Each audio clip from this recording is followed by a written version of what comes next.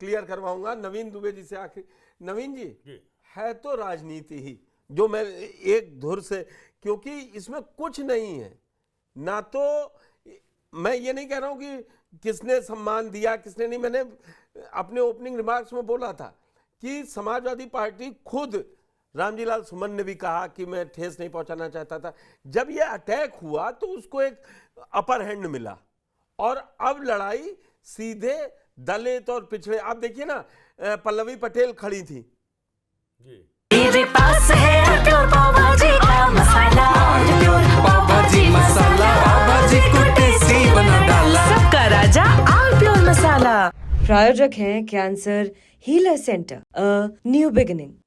बिल्कुल। वो लग रहा है कि पीडीए की लड़ाई हो रही है, और ऐसा कुछ है नहीं कि वो तो अलग मुद्दा है और उसको इतना बड़ा मुद्दा बन जाएगा, ये समझ में नहीं आ रहा है।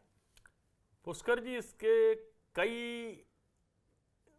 एंगल हैं। मैं आपको बता दूं, एक तीर से संधान किया गया और उसके बाद उसकी प्रतीक्षा की गई कि ये कहाँ गिरेगा, और उसके बाद उससे जो चिंगारी निकल रही है उससे हम कहाँ लाभ ले सकते हैं, ये चल रहा है इस देश के अंदर आज की तारीख में।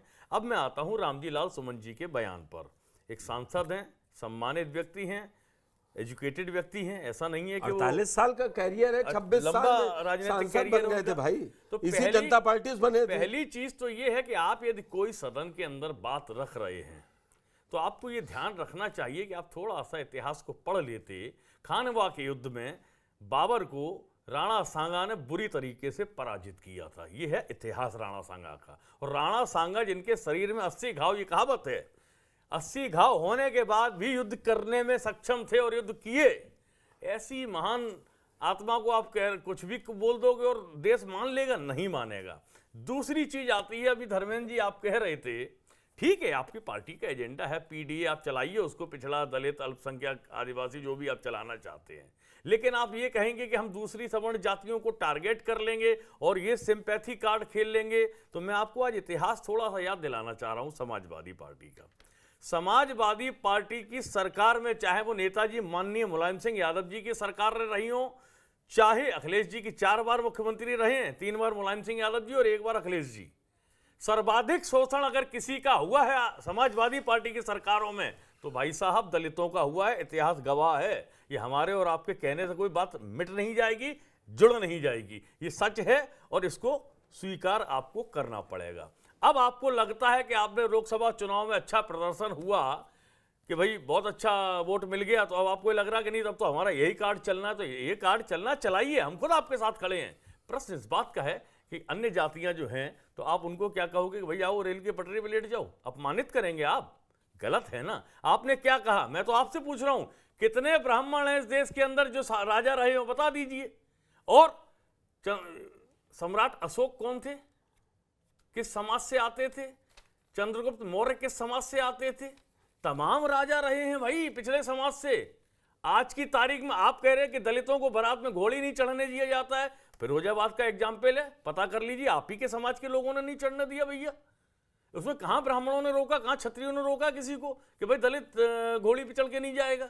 तो ये जो अवधारणा बनाने की चेष्टा की जा रही है ये गलत है, इससे बाहर आइए। देखिए आता हूं आपके पास दोबारा। सुशील जी, थोड़ा सा ऐतिहासिक रूप से एक ये बड़ा तथ्य, 21 तारीख से गूगल पे सबसे ज्यादा सर्च करने वाला वर्ड राणा सांगा चल गया है कि बुलाया था बाबर को कि नहीं बुलाया था, इब्राहिम लोदी के साथ खड़े थे नहीं खड़े थे। आप जरा इसको विस्तृत तरीके से बताइए, क्योंकि मैं समझ नहीं आता, लोकतांत्रिक देश में बैठे हैं और इतिहास के उन पन्नों को उल्टा जा रहा है जहां पर लोकतंत्र नाम की कोई चीज ही नहीं होती थी। जो राजा ने कहा वो सही। जी पुष्कर जी, अभी कई देर से मैं आपकी डिबेट सुन रहा था। देखिए, कई मुद्दे बहुत ही हास्यास्पद भी हैं और बहुत दुखद भी हैं कि हमारे लोकतंत्र में जहां पर जन कल्याण के लिए राजनीतिक दलों को कार्य करना चाहिए, वहां पर राजनीतिक दलों में आखिर गंभीरता क्यों नहीं है? जाति को मुद्दा बनाकर, धर्म को मुद्दा बनाकर और इतिहास जो बहुत ही तथ्यात्मक और वैज्ञानिक दृष्टिकोण से जिसका अध्ययन किया जाता है, उसको आखिर हास्यास्पद विषय क्यों बनाया जा रहा है? अभी मैं प्रवक्ता महोदय को सुन रहा था तो उन्होंने कहा कि महाराणा प्रताप जी को बाएं पैर के अंगूठे से उनका राज्याभिषेक किया गया, देखिए ऐसा महाराणा प्रताप जी के बारे में नहीं, शिवाजी के बारे में कहा जाता है। उन्होंने शिवाजी किसी कहा लिखित था, स्टेट उन्होंने शिवाजी कहा था। दोबारा मैं स्लेब ऑफ टंग हुआ था। वो दोबारा जब बहस होती है ना बड़ी, तो फिर क्या बोल रहा है क्या नहीं, मैं अगर धर्मेंद्र जी मैं गलत तो नहीं कह रहा हूँ, आपने शिवाजी के लिए ही कहा था। महाराणा प्रताप के लिए पहले शिवाजी कहा, जो सच है वो कहेंगे। जी, हाँ। और दूसरा जो विषय आया कि ज्योतिबा फुले नाम की महिला के साथ, ज्योतिबा फुले जी पुरुष थे जिन्होंने 1873 में सत्यशोधक समाज की स्थापना किया। देखिए दोनों उदाहरण मैंने ये आपको इसलिए दिया कि कुछ भी विषय पर बोलने से पहले बहुत ही प्रामाणिक और तथ्यात्मक चीजों को जाना जरूरी होता है। रामलीला सुमन जी ने जो संसद में कहा, क्योंकि अपर हाउस में उन्होंने जो भी बोला उसमें थोड़ी गंभीरता होनी चाहिए थी कि मैंने खुद बाबरनामा पढ़ा। बाबर ने भारत में 2 राजाओं की तारीफ की है।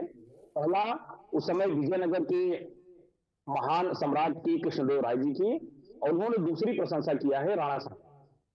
दूसरा महत्वपूर्ण विषय है कि उसने खुद लिखा है बाबर ने कि भारत पर आक्रमण के लिए उनको, जो उस समय पंजाब का एक इनका अख्तेदार था, जिसको आज हम गवर्नर कह सकते हैं, दौलत खान लोधी, और उनके चाचा आलम खान लोधी ने उनको आमंत्रित किया था।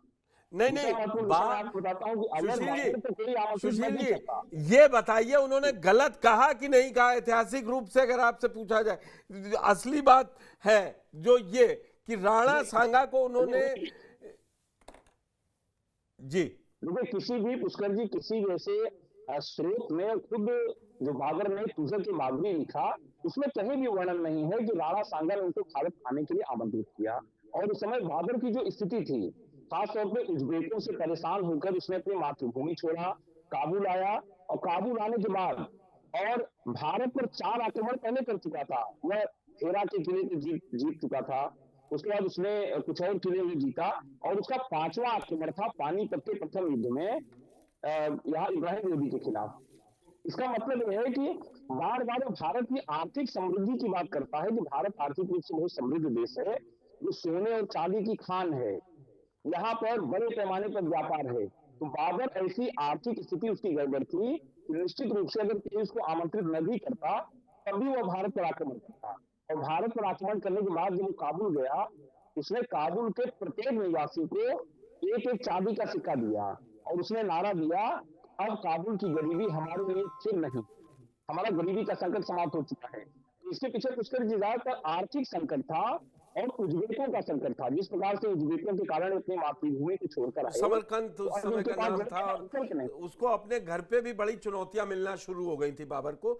ये ऐतिहासिक तथ्य है। धर्मेंद्र जी, आप लोगों ने, आपके ऊपर को कई सवाल दिए गए हैं, आप अरविंद जी का, सुशील जी का जवाब दीजिएगा, नवीन जी का। लेकिन तथ्यात्मक एक बात है, मान लेते कि गलती की है, अगर राणा सांगा को गलत कहा है तो गद्दार जैसा वर्ड तो नहीं यूज करेंगे ना आप भी। मैं अगर अभी आपसे पूछूं, आप तो शिक्षाविद हैं, क्या राणा सांगा गद्दार थे?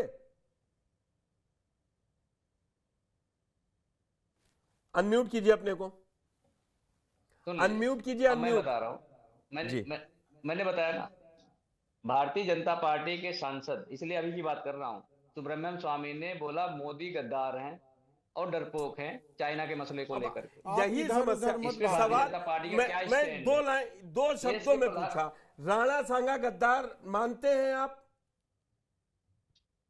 उन्होंने किस कंटेक्स्ट में कहा था, आप उस बात को समझिए।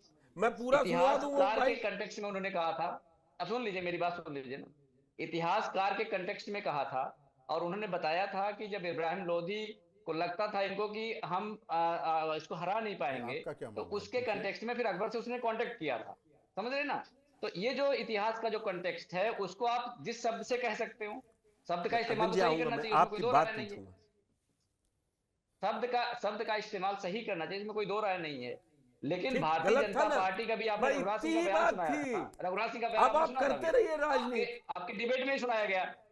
तो भारतीय जनता पार्टी जिस मर्यादा को तोड़ रही है, जिस फैब्रिक को तोड़ रही है, जिस समाज को तोड़ रही है, आप मुझे बताइए, कोई करणी सेना का आदमी पुलिस पर गाड़ी चढ़ा देगा? आपका विजुअल्स में दिखा रहा है, पुलिस की गाड़ी को पुलिस पे गाड़ी चढ़ा दे रहे हो। ये मेरे पास है प्योर पावभाजी का मसाला, प्योर पावभाजी मसाला, पावभाजी को टेस्टी बना डाला, सबका राजा आल प्योर मसाला। प्रायोजक हैं cancer healer centre, a new beginning.